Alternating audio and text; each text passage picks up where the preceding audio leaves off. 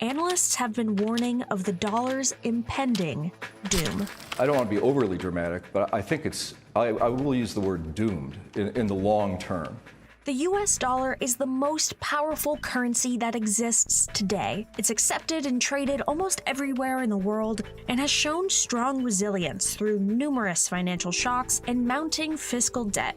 The US dollar for the last couple of decades has been the preeminent global currency in virtually every dimension you can think of. It allows us to have a great demand for our currency and for our bonds. So it often allows us to live a bit beyond our means, so we can borrow easily and at low interest rates in the world to finance economic growth. But some experts worry that the dollar's dominance may be under threat. We tend to think that nothing could ever dislodge the dollar from this preeminent status as the world's currency. That view is overblown and ultimately will be challenged.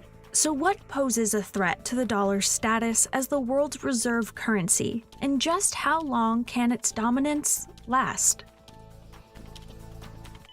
America's growing account deficit is one of the biggest threats to the dollar. The US dollar ought to be under threat. After all, the US government has been running massive deficits for a long time, which should in principle be reflected in high inflation, which in turn should reduce the dollar's value and the dollar's role as an international currency. This is most evident in America's current account deficit, which means the value of imported goods and services exceeds the value of exported goods and services. The current account balance, as we call it, has been in deficit every single year since the early 1980s. In some years it's modest, and some years it's big, and right now it's big in the U.S. During the fourth quarter of 2021, the U.S. current account deficit hit $217.9 billion, amounting to 3.6% of America's GDP. Experts like Stephen Roach believe that this growing deficit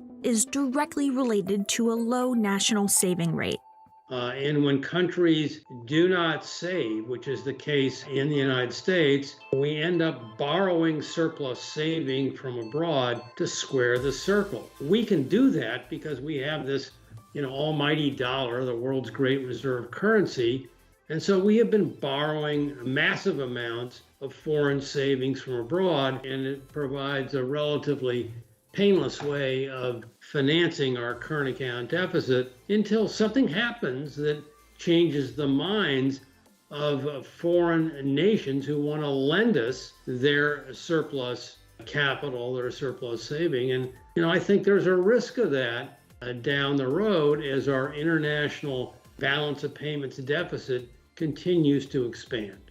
The US dollar has been the world's reserve currency since most countries abandoned the gold standard. America went off the gold standard and wrote an ounce of gold split up into 20 pieces, each called $1. That means a substantial amount is held by central banks and major financial institutions to use for international transactions. But its share has been steadily dropping. During the fourth quarter of 2020, dollar share in the global foreign exchange reserve dropped to its lowest share in over 25 years. The rise in alternative currencies may be to blame. It has come down, partly because of the introduction of the euro. The euro has become held to a greater extent over the years. Renminbi started playing a role as a reserve currency just a few years ago, and it accounts for a relatively modest share, less than 3% of global foreign exchange reserves, but it's been chipping away very modestly at the dollar's role. Plus, there are other reserve currencies, including the Japanese yen, the British pound sterling, but even some of the smaller reserve currencies, such as the Canadian dollar and the Australian dollar, that have all gained marginally in terms of their shares. While the recent geopolitical crisis has caused investors to flock to the dollar, strengthening its position, whether that safety will last is another question. The fact that we may have overlooked some alternatives, whether it's the euro, the renminbi, or, dare I say, cryptocurrencies, the case for a weaker dollar is one that I think we will then address again. Why does the value of the dollar decrease and increase When the dollar softens, it usually isn't a cause for concern. In fact, it could even be beneficial for the US economy. Sometimes if the economy is faltering, having a weaker currency can provide a boost to those exports by making them more competitive in the global market. So a weaker dollar at times could certainly be a benefit.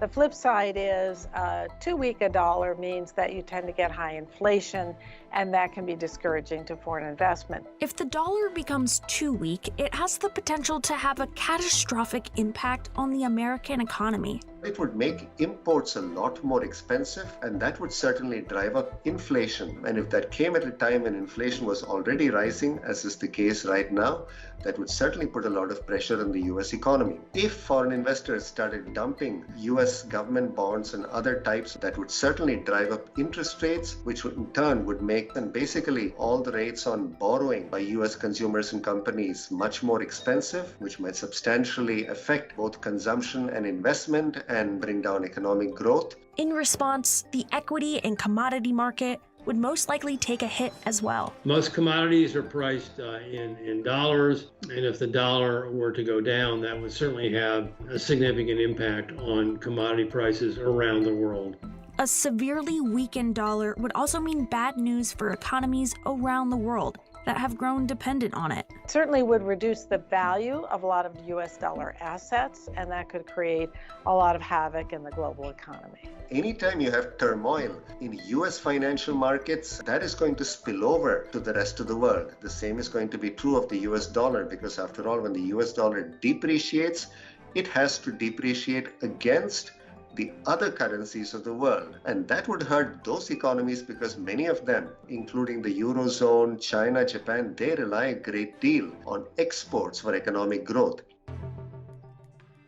Most experts, however, argue that the US dollar is far from the end of its reign. I think the chances of that happening in my lifetime are negligible. The world's reserve currency, which the US dollar is, usually has an independent central bank. It has a strong, usually military backing to provide that security, has deep and liquid bond market that foreign investors can invest in. When we've seen concerns about events in the global economy, whether it's the economy or geopolitical events, the dollar's gone up, not down. It's seen as a safe haven. What happens when there is financial turmoil, either in the US or around the world? Investors around the world are going to look for safety. And what is the only real place that you can go for safety in large amounts? The US financial markets.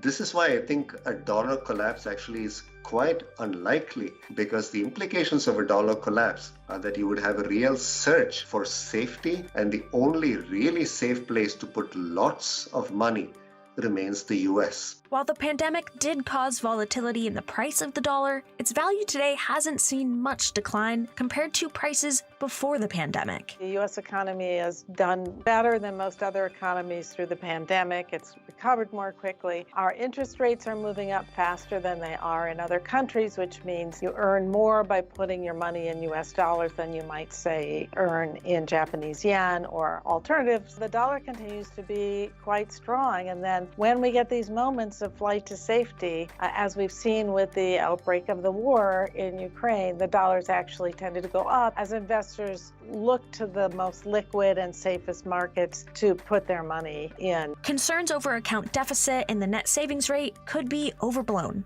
We've certainly seen our debt to GDP rise, but our cost of financing the debt has been quite low, so it hasn't been particularly onerous for the economy to service that debt. Most importantly, while there may be alternatives to the dollar, there just isn't a realistic alternative for reserve currency. When you think about what's required to have the world's reserve currency, it needs to be freely convertible. China's currency is not. They have capital controls. You need an independent central bank. You need large and liquid debt markets. Europe certainly is a large economy, but their debt markets are somewhat fragmented because it's a combination of different countries. And so you put that all together, and right now there's no kind of present currency alternative. I don't know what the future of crypto is, but it was certainly nowhere close, I would say, in the evolution of that to even think about it, taking the place of the US dollar.